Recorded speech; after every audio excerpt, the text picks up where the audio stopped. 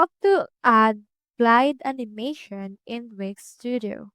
So in order to add a glide animation in your Wix Studio, what you can do is you can head over first into your actual website.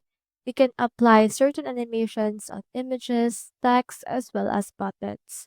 For this case, I'll head over and choosing here this text, and then click on to this icon right here on your right side panel in order to open your inspector.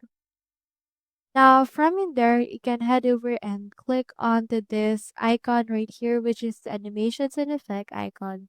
And then you can see here some options for certain animation type. From in there, we can head over and then apply an entrance animation. Click onto this add. And then from in there, you can see in here the glide animation already.